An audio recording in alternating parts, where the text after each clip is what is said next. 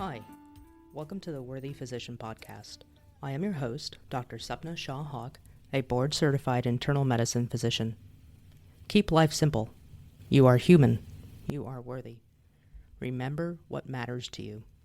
Our goal is to help physicians remember this and to make it a reality through addressing various components of physician burnout via podcast.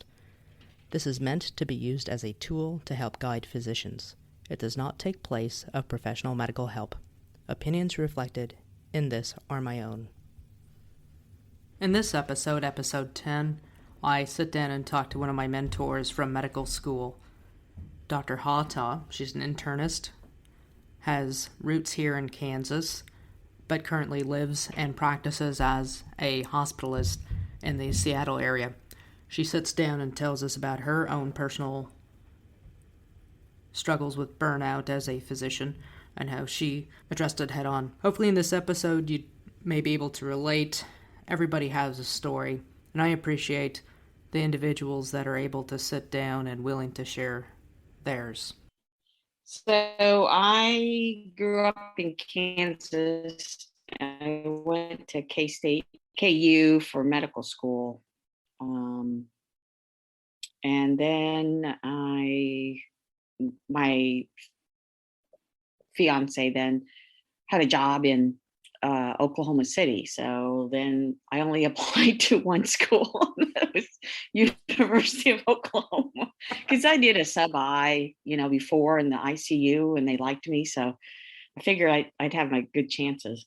So I did my 3 years of residency, and then the fourth year, I went ahead and I stayed as a chief here because I'm on that scholarship, Right. where you have to pay, for underserved.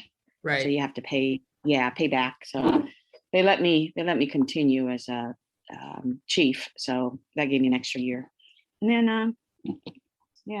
I worked about a year in VA, hated it, and then started working at University of Kansas and the Wichita campus for from 2001 until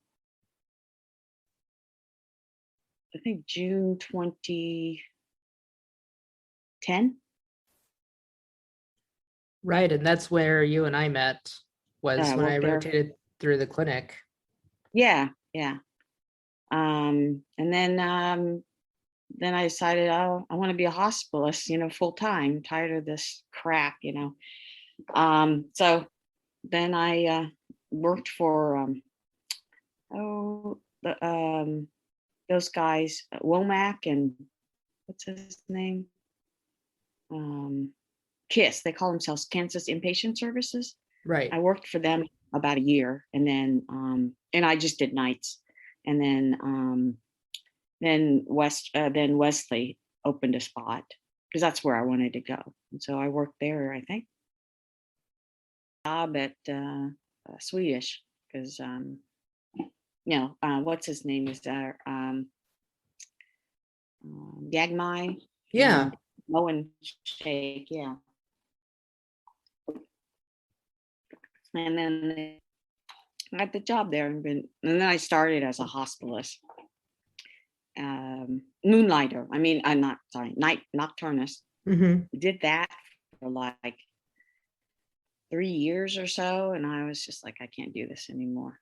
Yeah, it was hard, but it had its perks. And so worked for Swedish until I quit this year, April 12th was my last day. And all the while I was working another job. I was working at that clinic for that guy. Right. When I wasn't working at the hospital. Right. So after 2 years, I was just like, I'm making shit. And my husband kept saying, this guy's using you. And I'm like, no. But, just show loser on my head,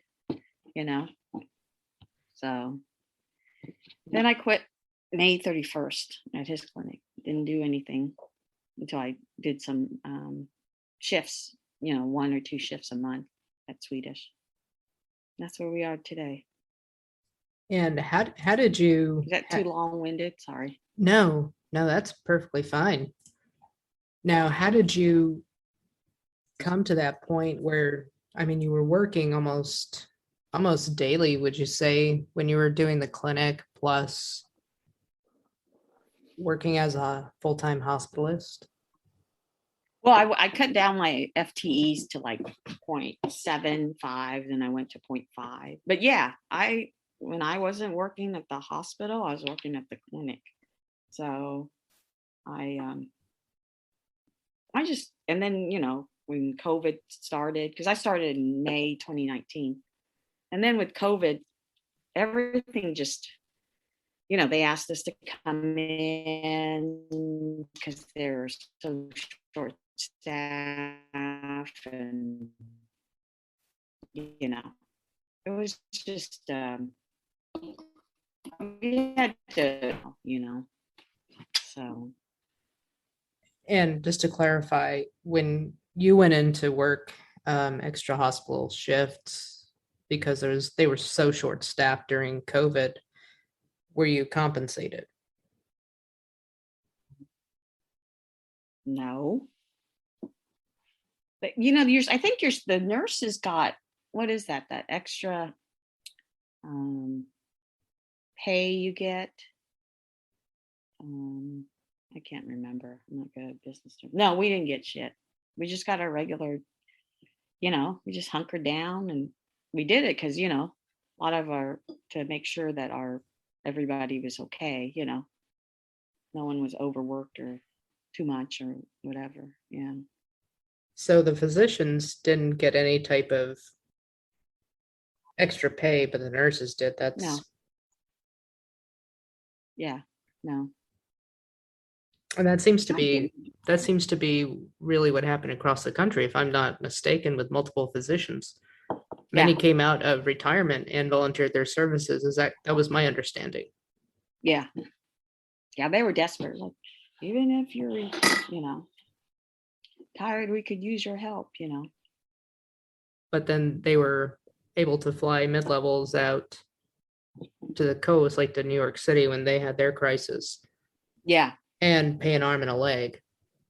But they couldn't give they didn't give any compensation or even hazard pay to physicians. Yeah, that's what it is, hazard pay. Yeah. Yeah. It was hazard pay. That's something that really struck me as unfair, just because why are we held to different standards of we have to put ourselves in harm's way without getting compensated correctly, and other healthcare professionals are able to really Well, leverage that. yeah. Well, as a group, we don't complain as much as we need to. And those that complain, they get they create this environment where it's, you don't feel comfortable, complaining. So, and we're like, yeah, we're just doing our job. But, physicians nowadays, like, I just feel like in my hospital as a physician, I really don't have much power there. I take care of the patients and all that, but the respect anymore, or, is not there. The nurses run the hospital pretty much, the CNO, and they're all females and former nurses or whatever. But, Yeah, the shift has really changed where the physicians really don't get the respect anymore. Not no, because of, oh, I'm the well, physician, but with internet and all that. right, the patient satisfaction scores. While I understand the concept of it, heaven forbid we should get a bad. But there's a multifactorial reason why they're not happy. Physicians or patients? I didn't catch that. Physicians or patients, as far as not being happy? Oh, patients. They're not happy. The Prescaney thing, scores that they do for, the hospitals. Right. Patients aren't happy for multiple reasons. They, you know, the food's not good, they had to have a roommate or some nurse was not nice to them. And there's multi-reasons. It's not because it's not really the physician, I don't think, in most cases, but anyway. No, I would agree. But it's just crazy because, yeah, like you said, there's not that respect anymore. They're like, wow, do you practice outside? We got good. And then, Yeah, unfortunately. So to compare kind of your schedule, so uh, you last spring of 2021, you were working in a clinic and then also working as a hospitalist, really working full time. And then now you've really scaled mhm. back to doing per diem, making your own schedule. Yeah, Uh, I don't work at a clinic. I mean, I, How do you like it? How do you like it where you are now?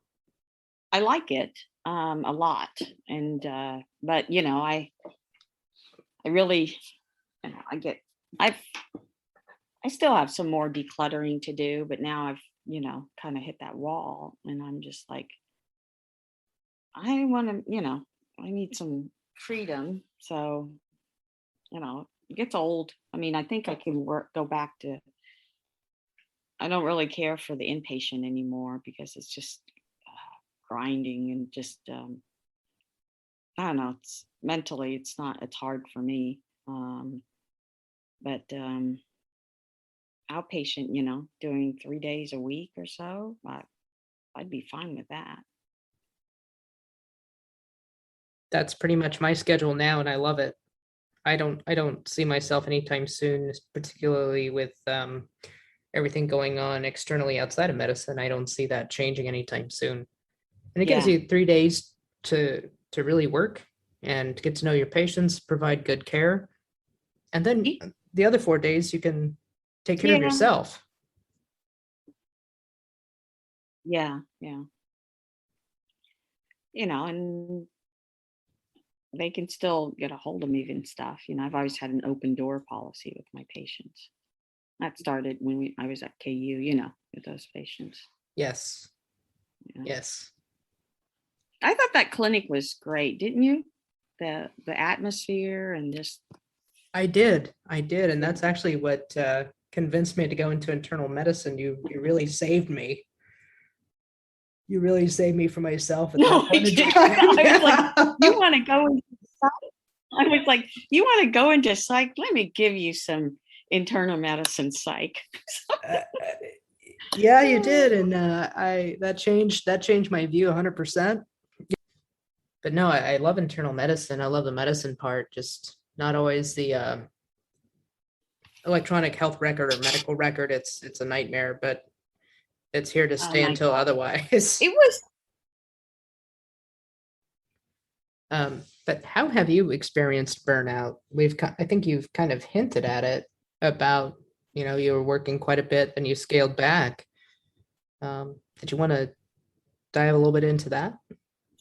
um I think burnout started with the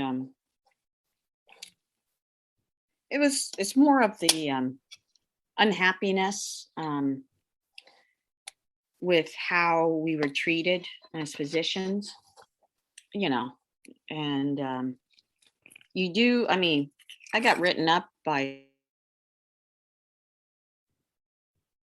shit, it was just like you do your damnedest, and you try to do your best, and it's like, and now I understand what no good deed goes unpunished. You try to help one person, and then you can get in trouble for that. And it just got to the point where you know I they just I just felt like the administration was just after me, just waiting for me to you know do something bad. And I got written up because of my potty mouth, but it wasn't like people around me didn't you cared. It was people, it was the audience. I know who my audience was, but I don't always can tell who else is listening. Right. Yeah. So when I was written up in the ER because some new nurse or trainee heard me, telling my story to the other nurses, and they wrote me up. And anyway, so it was just, and especially being female, I think that has a lot with it, because I'm a little OCD, but we tend to take care of, what they came in with a lot of our colleagues, male colleagues, they just take care of what they came in to be addressed, but not the other problems, that need to be addressed. Right. Did you find that, have you found working as a hospitalist that you've encountered chauvinism or Chauvinism? Oh, or yeah. misogynistic people? Probably chauvinism more, sort of like, it's there's two standards, if I was a male physician, and I did those things, nothing would have happened to me.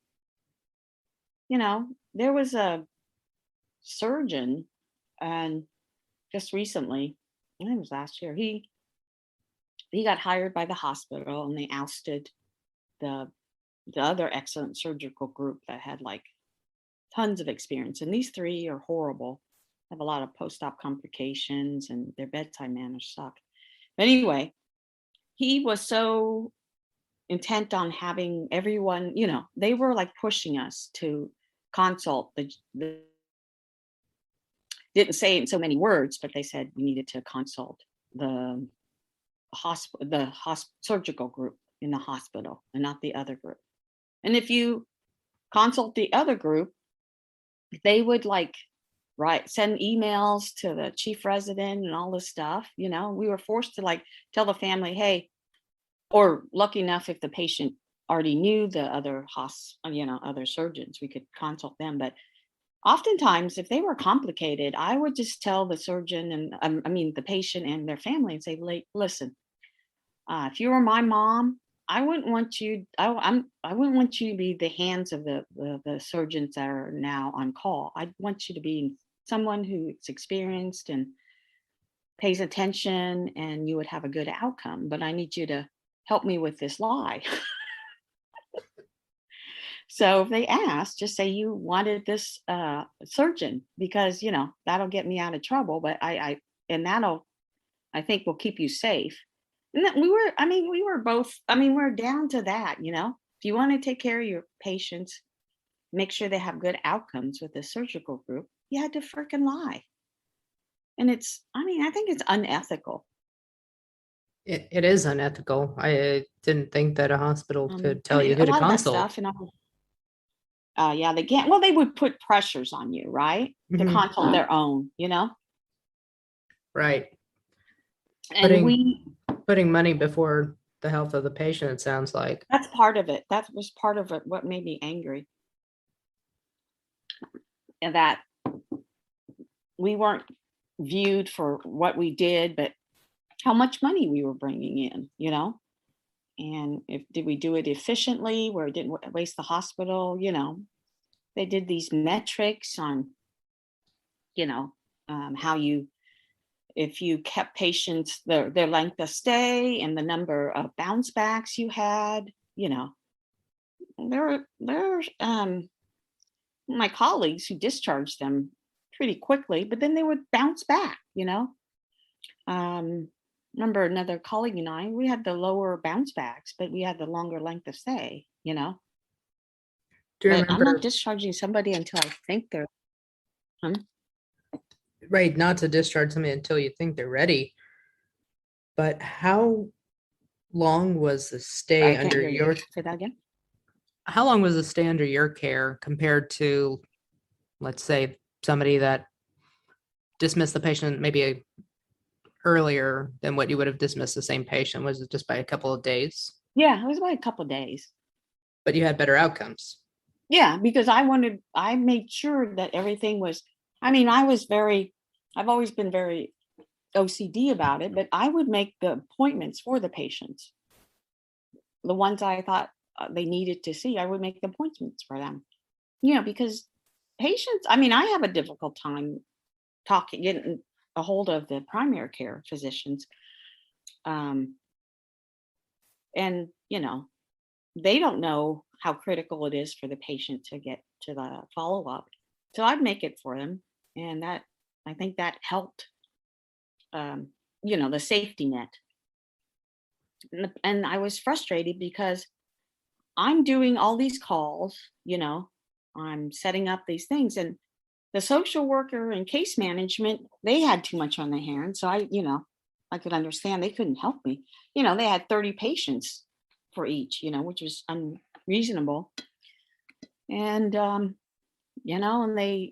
I would pay the unit clerks to get me the appointments, because I was so desperate. But yeah, I got to the point where, you end up being a social.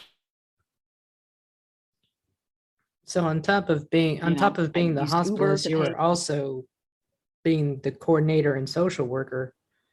Yeah, because only thing, I mean, the social worker, their job was just for placement, right? Right. But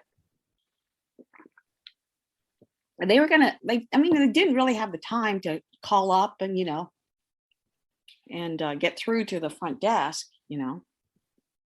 and as a physician, you're respected on the other end. That's the only time I'm respected is on a phone call. Yeah, so sad. Yeah, and all those things just, and then the long hours, and then we did all kinds of different ways to round. We initially did this geographic rounding where you're kept on one floor and you see all the patients on that floor that's assigned, which is great because you could stay on the floor and push your little cow along. We can't call them cows anymore. We have to call them wows. Somebody got offended. And for the non-physician yeah. So, listeners, I cow actually is a computer on wheels, correct? Yeah. And wows, or I don't know what the hell wow stands for. But I guess somebody thought the patient thought they were being called a cow. That's what the story. Yeah, I've heard similar stories elsewhere. No. Yeah, and I just yeah. But yeah, it worked out great for me because I could stay in that one floor, and the nurse, I could round with the nurses, and I didn't have to run back here and forth. I could get the discharges done on that floor. And then they I don't know which hospitalist was. Somebody's, everybody's not, no one's ever happy. So somebody complained that they weren't getting the variety. I'm like, Jesus, why do you want variety? They're seeing 18 patients. 16 to 18 patients at that time. Why do you want variety? Wait till your next shift. When you're going to ask to be on the PCU, But yeah, so we ended up going back to our ways. And that's not time efficient at all. No, I was much more efficient staying on one floor, dealing with everything. I was there. I was present there, and it's really, our hospital is probably the redheaded stepchild of the Swedish system. We don't have any for everybody. Most hospitals have, like downtown Swedish and all the other places, they have a little nook, like they did at, I think St. Francis had it. They had a nook between each patient's room, where the nurses would sit, or you could stand and do charting, or they had a room for the physicians. There was none of that, The only way, you couldn't chart there because people are always interrupting you, but so, it's difficult. But yeah, that really just the lack of support for physicians, like we were treated like we were just a number. And then we redid our contract, and they sneaked somehow. They told us that the guy that used to negotiate, he was a physician, Adam Corson, he negotiated the contract that we had, the first contract we had when I started working. It was great, and somehow the the administration people and the money people got involved with the contracts. And then we didn't know this, but at that time, he wasn't allowed to be in the negotiations, but he wasn't allowed to tell the rest of us he wasn't. So those of us that didn't have an MBA or not interested in that stuff, we stupidly agreed and didn't realize. But then everybody already signed, but they took our sick leave and made it into PTO. Wow. Yeah, I had like thousands of hours, sick leave over the years. And then, yeah. What did that do to you So, on a personal level? it's like another stab in your already state of mind. It was just another stab,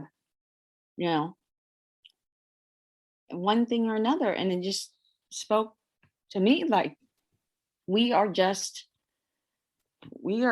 high paying waitress and waitresses, with a medical degree, or data entry people, they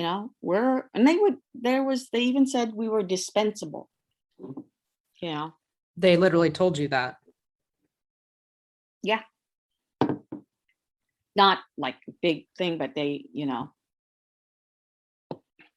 that they spoke to somebody or whatever. And then, that got, the rest of us heard about it. Yeah. So, I mean, it was just one thing after another. I mean, it was great at Swedish when I first started until about a couple years ago, 2018, I think. Yeah, 2018. And then things just see, Providence owns us. They're one of the rich hospital on the West Coast. Uh-huh. Yeah, they have a venture company, it's all about money. But yeah, it was just the fact that they did this stuff behind our backs and they didn't tell us the truth about it. It just now I got disillusioned. I still did my job. I'm just more like, if I don't get it, I have to do it right, or I'm not going to do it at all. So, I kept working, taking care of my patients, but it just, the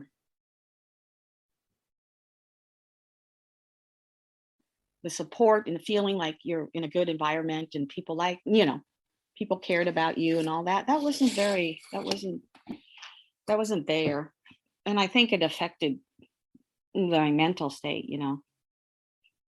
and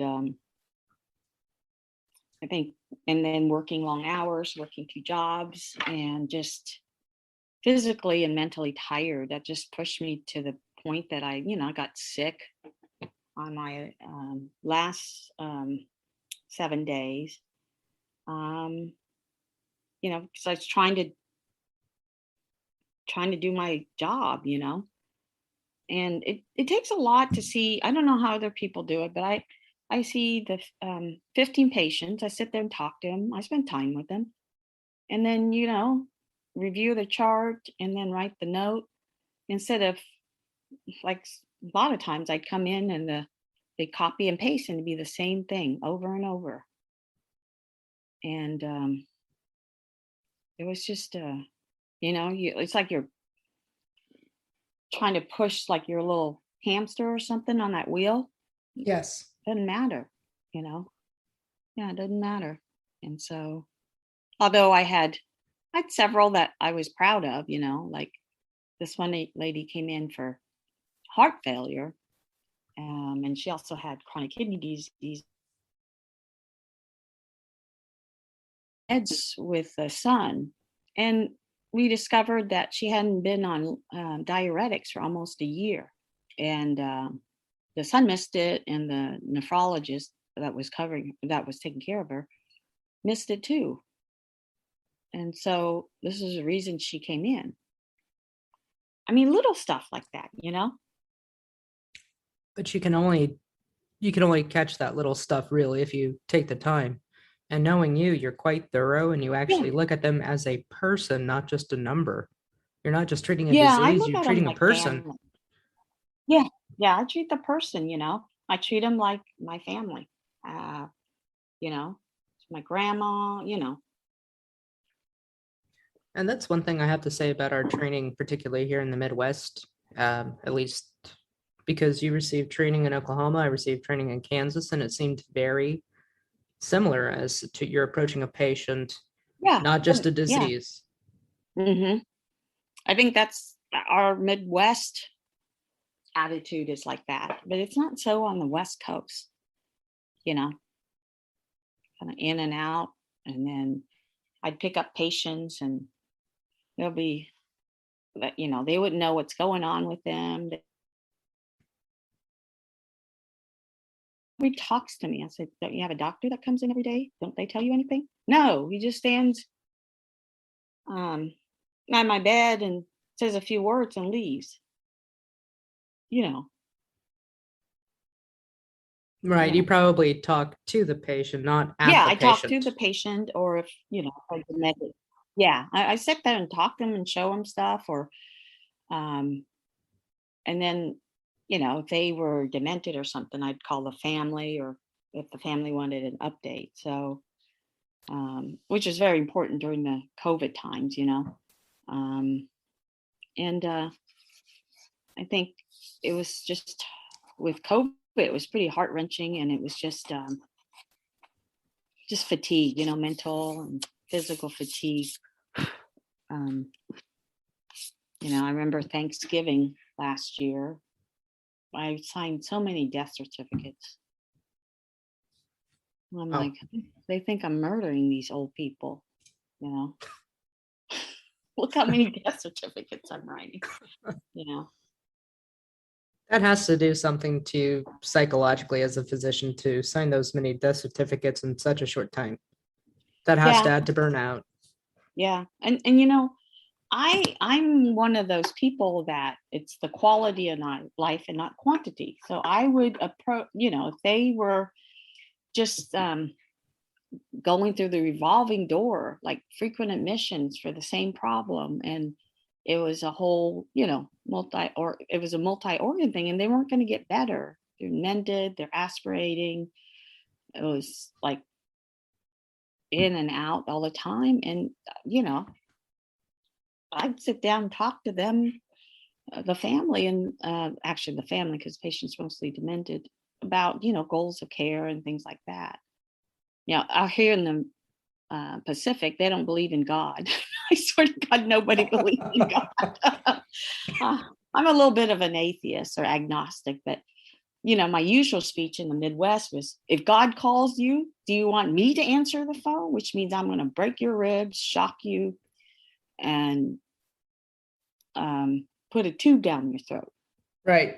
At the end. Or do you want to just answer the phone and go to God peacefully? That'd be, most of the time they would say, yeah, I'll go ahead and answer the phone, and you keep me comfortable. Right. So, but here nobody believes in God, so I had to change my little spiel. God, I don't know, whatever entity you believe in. There you go. Yeah. So with all these changes and all the ups and downs, was your way of addressing burnout by stepping back, or was there more to it?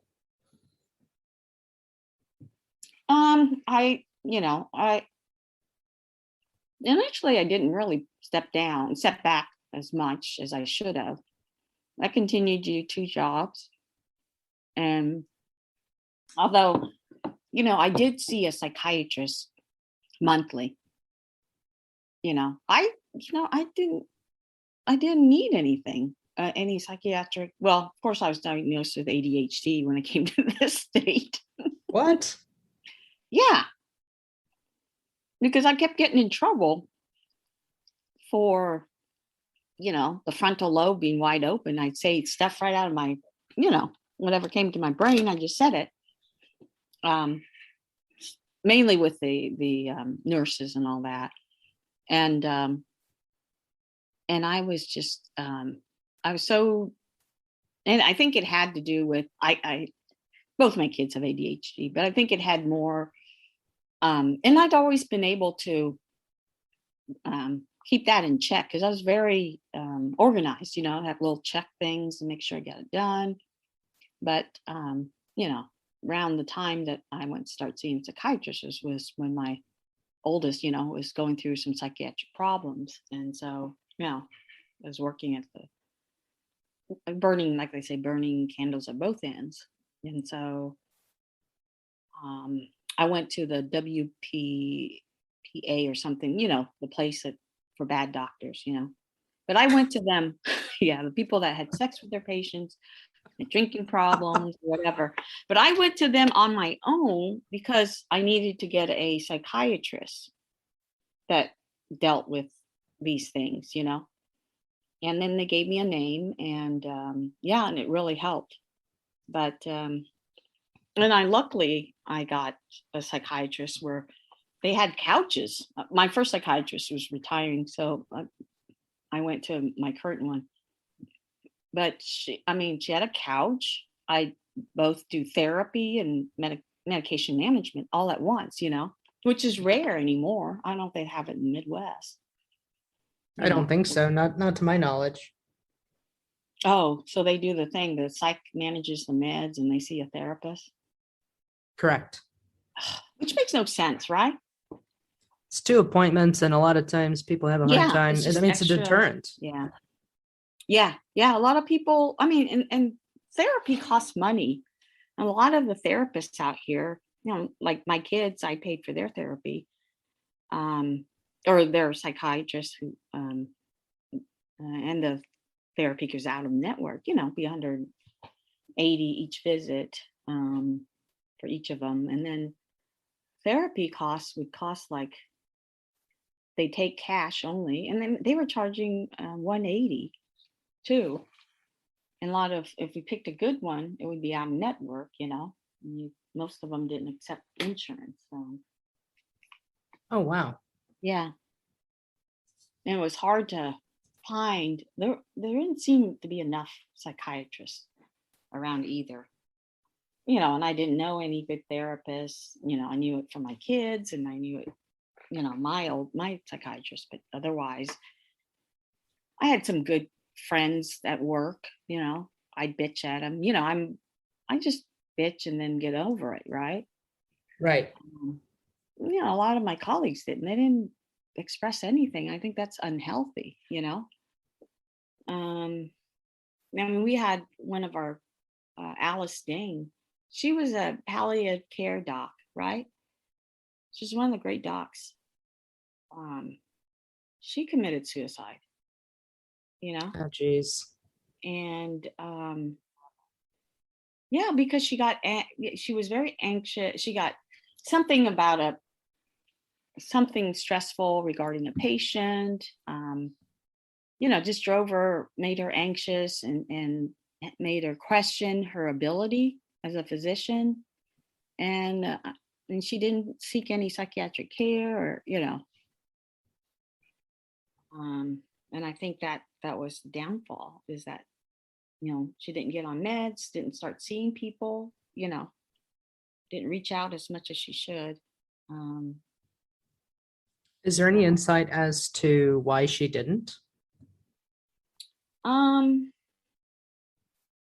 Like I said, she didn't, I think she didn't know any psychiatrists that, that she would want to see, and it's just sort of like, a lot of times they don't talk about it, they don't feel free to talk about their people, my colleagues don't I just am wide open book. I just like spout stuff, say stuff, and that's how I dealt with it. But I think mostly it was because I don't think she didn't. I don't think she thought she was depressed, or she didn't reach out enough to somebody, you know. So I think that was, and then at the end, what I heard from my boss was that he got her into a psychiatrist, but it was like only saw one session and was still, not sleeping, sleep deprived, anxious, and all that stuff. And I think it just got to her, you know, Do you, and she thought this was the only solution. do you think that fear of fear for Of repercussions. repercussions on the Yeah, I think career front? people don't. Yeah, I think people. Yeah, people don't want you to be viewed as somebody as a psych case, or or that you're weak or whatever, But I don't know. I don't have any problem. Whatever makes you be able to function in life. And I learned it from my kids' experience. Of course, I had to go through the dialectical behavior therapy class too.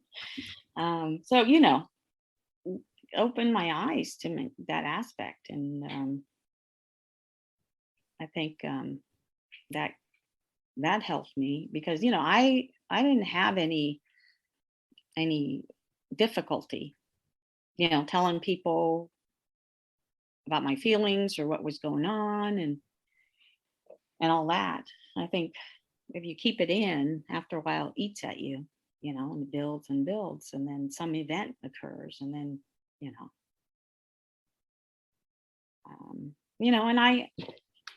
I wasn't. I mean, I did okay with my psychiatrist and meds and therapy with her, but towards when we got busy, when COVID started, my psychiatrist, wasn't available, and we didn't do Zoom there, and I was busy, and I think part of that contributed to my fatigue and my mental. I felt burnt out, but I wasn't.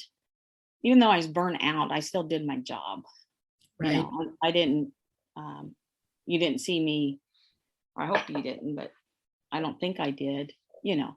Reflect that in my care. But I don't know. I just it just took longer and harder to take care of people, I think. And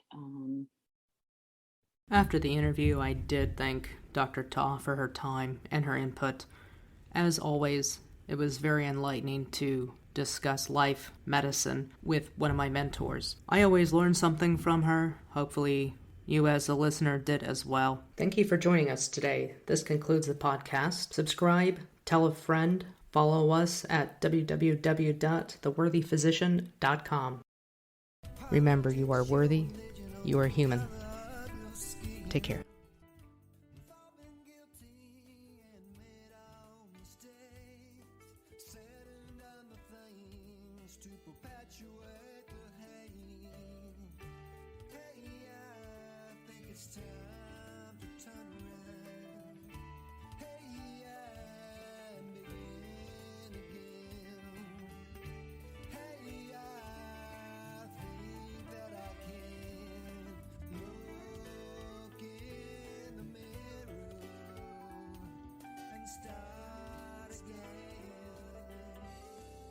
Second time